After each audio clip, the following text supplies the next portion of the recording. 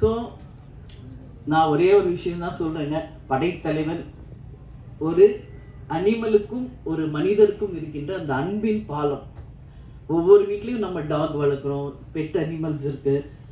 வீட்டில் எப்பவுமே கேப்டனும் சரி, நானும் சரி, பிரபாஷமும் எல்லாமே ஒரு பெட் லவர்ஸ்.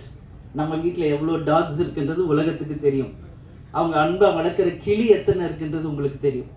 மீன் இருக்கு. அதே மாதிரி சண்முக பாண்டியனுக்கு ஒரு லக்கு, மதுரை ஃபர்ஸ்ட் சகாப்தம் பண்ணாரு. அவங்க மாமா ப்ரொடியூசரா இருந்து வல்லர் அவர் சுதீஷ் எடுத்தது. அடுத்தது மதுரை வீரன். அதுல பார்த்தா ஒரு ஜல்லிக்கட்டு காலை.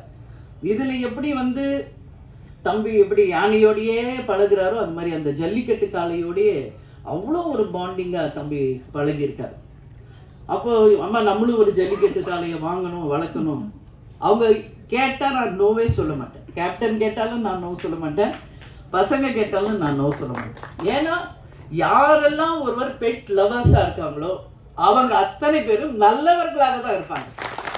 ஒரு வாயில்லாத ஜீவன் மேல அன்பு வைக்கக்கூடியவர்கள் அப்படின்னா அவங்க உண்மையிலேயே நல்லவர்களாக இருந்தாலும் அது முடியும். இதுதான் உண்மை. இதுல எந்த மாற்று கருத்துமே இல்லை.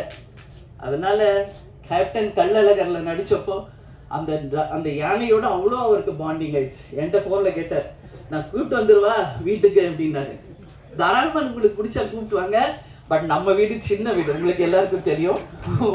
ஒரு கிரவுண்ட் வீடு, அதுல எப்படிங்க நீ யானையா நம்ம வச்சிருக்கிறதுன்னு.